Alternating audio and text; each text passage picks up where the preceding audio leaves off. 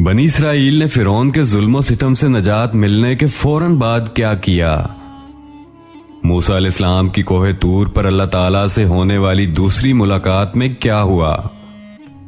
بنی اسرائیل پر نازل ہونے والے احکامات الہی تورات کس شکل میں نازل ہوئی؟ اللہ تعالیٰ سے ملاقات کی مدت پوری کرنے کے بعد موسیٰ علیہ السلام جب واپس پہنچے تو انہوں نے کیا دیکھا؟ یہ اور اس طرح کے تمام سوالات کے جوابات جاننے کے لیے ہماری آج کی ویڈیو کو مکمل دیکھیں، ہمارے چینل دی لیڈنگ لائٹس کو سبسکرائب کریں اور ساتھ ہی موجود بیل آئیکن کو کلک کریں تاکہ ہماری آنے والی تمام ویڈیوز آپ تک بر وقت پہنچ سکیں۔ ناظرین محترم، جیسا کہ ہم آپ کو قصہ موسیٰ علیہ السلام کی 8ویں قسط میں بتا چکے ہیں کہ جب اللہ تعالیٰ نے سمندر کو 2 حصوں میں تقسیم کر کے بنی اسرائیل کو دوسرے کنارے پہنچایا اور ان کا تعاقب کرنے والے فرعون اور اس کے لشکر کو سمندر میں غرق کر دیا، تو جب بنی اسرائیل دوسرے کنارے سے ابھی کچھ ہی آگے گئے تو ان کا گزر ایک ایسی قوم کے پاس سے ہوا جو کہ اپنے بتوں کی پوجا کر رہی تھی۔ سمندر پار آنے کے فوراً بعد انہوں نے یہ نظارہ دیکھا، گویا فلسطین پہنچنے سے پہلے ہی انہوں نے میدان سینا میں لوگوں کو بتوں کے آگے جھکا دیکھ لیا۔ اللہ تعالیٰ اس کا ذکر سورہ الاعراف میں ایسے فرماتے ہیں، اور ہم نے بنی اسرائیل کو دریا سے پار اتار دیا، پس ان لوگوں کا ایک قوم پر گزر ہوا جو اپنے چند بتوں کی عبادت میں لگے ہوئے تھے۔ کہنے لگے، اے موسیٰ، ہمارے لیے بھی ایک ایسا معبود مقرر کر دیجئے جیسے ان کے یہ معبود ہیں۔ آپ نے فرمایا، واقع ہی تم لوگوں میں بڑی جہالت ہے، یہ لوگ جس کام میں لگے ہوئے ہیں یہ تباہ کیا جائے گا اور ان کا یہ کام محض بے بنیاد ہے۔ فرمایا کہ اللہ تعالیٰ کے علاوہ کسی اور کو تمہارے لیے معبود تلاش کروں، حالانکہ اس نے تمہیں تمام جہان والوں پر فوقیت دی ہے۔ فرعون اور اس کی قوم سے نجات پا لینے کے بعد اللہ رب العزت کی طرف سے موسیٰ علیہ السلام پر احکامات نازل ہوئے۔ پہلا حکم یہ ملا کہ اپنی قوم کے ہمراہ کوہ نور پر تشریف لے چلیں۔ اللہ تعالیٰ نے وعدہ دیا کہ وہاں ہم آپ کو تورات عطا کریں گے تاکہ آپ اور آپ کی قوم کے لیے شریعت مقرر ہو جائے۔ اللہ تعالیٰ نے موسیٰ علیہ السلام کو کہا کہ کوہ طور پر آئیں اور وہاں 30 راتیں قیام کریں تاکہ ان دنوں میں تورات حاصل کر سکیں۔ موسیٰ علیہ السلام اپنی قوم کو لے کر کوہ طور کی طرف روانہ ہوئے۔ ایسے آپ تیز چلتے ہوئے اپنی قوم سے پہلے ہی وہاں جا پہنچے تاکہ اللہ تعالیٰ کو خوش کر سکیں اور کتاب الہی تورات حاصل کر سکیں۔ بنی اسرائیل لاکھوں کی تعداد میں تھے اور اتنے بڑے لشکر کا تیزی کے ساتھ حرکت کرنا ممکن نہیں تھا، اس لیے وہ پیچھے ہی رہ گئے اور موسیٰ علیہ السلام ان سے پہلے کوہ طور پر پہنچ گئے۔ آپ کے پہنچنے پر اللہ تعالیٰ نے موسیٰ علیہ السلام سے فرمایا، اے موسیٰ، تجھے اپنی قوم سے غافل کر کے کون سی چیز جلدی لے آئی؟ کہا کہ وہ لوگ بھی میرے پیچھے ہی آ رہے ہیں، اور اے میرے پروردگار، میں تیری طرف اس لیے جلدی کی کہ تو راضی ہو جائے۔ کوہ طور پر موسیٰ علیہ السلام کی یہ دوسری آمد تھی اور دوسری بار بھی انہیں اس بابرکت جگہ پر اس روشن درخت کے پاس اللہ تعالیٰ سے ہم کلام ہونے کا شرف حاصل ہوا۔ موسیٰ علیہ السلام کی رسالت کے مقاصد کا پہلا مرحلہ پورا ہو چکا تھا۔ بنی اسرائیل ذلت و رسوائی اور عذاب عظیم سے نکل آئے تھے، اب وہ آزاد فضا میں سانس لینے کے قابل تھے، لیکن ان کے دلوں میں شرک و بت پرستی کے پرانے اثرات باقی تھے۔ یہی وجہ تھی کہ انہوں نے سمندر سے نکلتے ہی بت پرستی کا مطالبہ کر دیا، لہٰذا ضروری تھا کہ ان کی تربیت کی جائے۔ پھر تربیت کے لیے بھی کسی مفصل قانون اور ضابطے کا ہونا بہت ضروری تھا کہ اس پر عمل پیرا ہو کر آنے والے وقت کے لیے تیار ہو سکیں۔ اس لیے اللہ تعالیٰ نے موسیٰ علیہ السلام کو کہا کہ وہ کوہ طور پر آ کر اللہ تعالیٰ سے بنی اسرائیل کے لیے تورات حاصل کر سکیں۔ تورات کی شکل میں احکام الہی اور زندگی گزارنے کے قانون اور ضابطے حاصل کر سکیں۔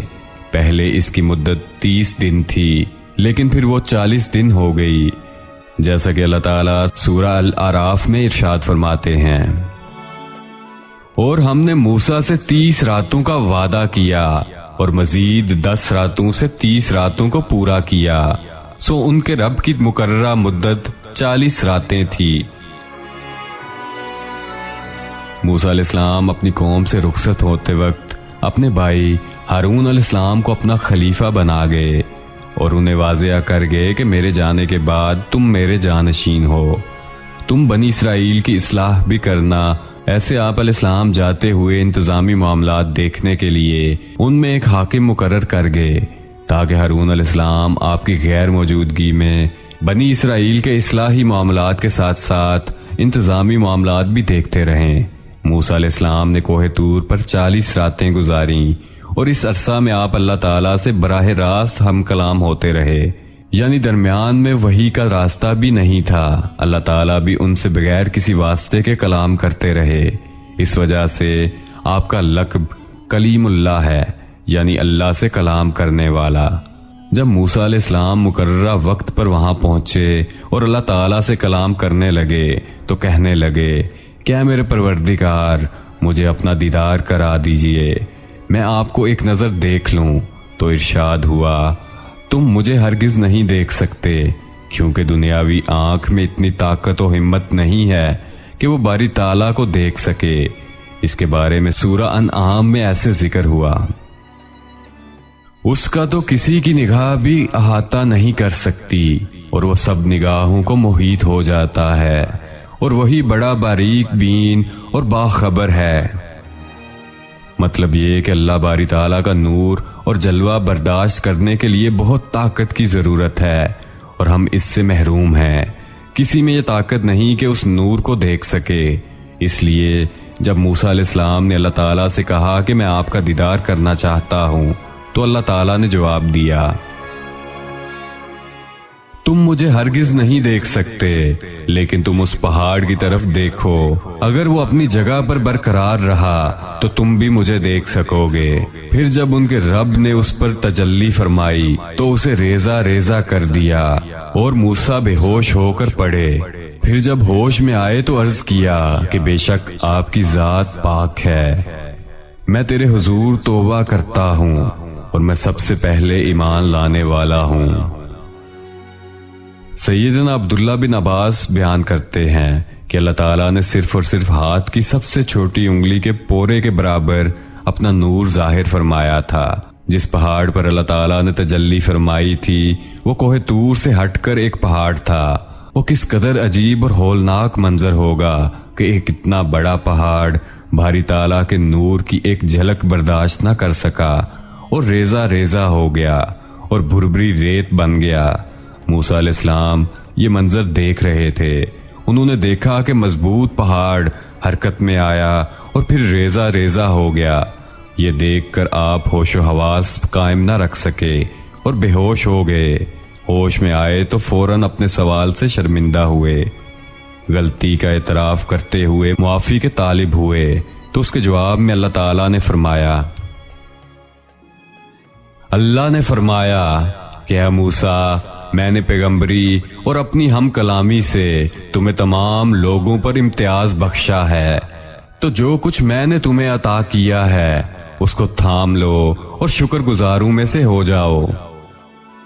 اللہ تعالیٰ نے موسیٰ علیہ السلام سے کہا کہ میں نے تمہیں پیغمبری عطا کی ہے اور تم سے ہم کلام ہو کر تمہیں پورے عالم میں موجود تمام لوگوں پر امتیاز بخشا ہے، اس لیے جو عطا ہوا ہے اس پر شکر گزاری کرو۔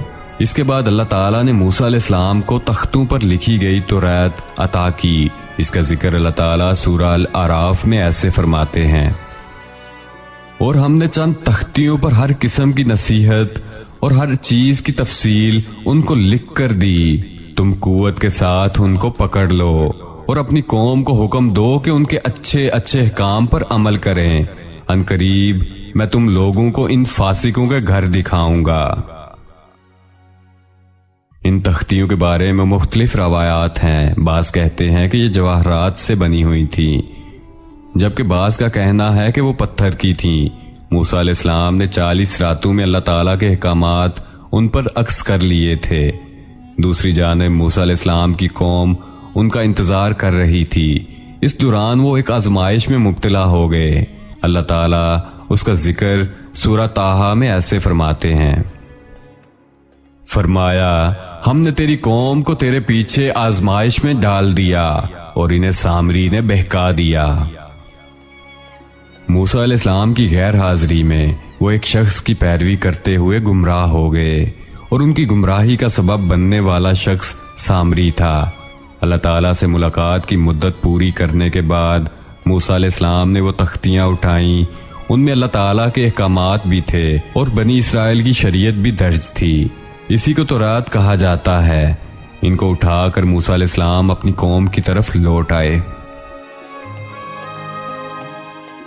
ناظرین، یہاں ہمارے سلسلہ دا لیڈنگ لائٹس کے قصہ موسیٰ علیہ السلام کی 9ویں قسط مکمل ہوئی۔ موسیٰ علیہ السلام اور بنی اسرائیل کی زندگی کے باقی حالات کے بارے میں جاننے کے لیے آپ کو ہماری اگلی ویڈیو تک انتظار کرنا ہوگا۔ جانے سے پہلے ہمارے چینل دا لیڈنگ لائٹس کو سبسکرائب کریں اور ساتھ موجود بیل آئیکن کو کلک کریں تاکہ ہماری آنے والی تمام ویڈیوز آپ تک بر وقت پہنچ سکیں۔ اور ناظرین، ہماری آج کی ویڈیو کے متعلق اپنی قیمتی رائے کا اظہار نیچے موجود کامنٹ باکس میں ضرور کیجیے گا۔ شکریہ۔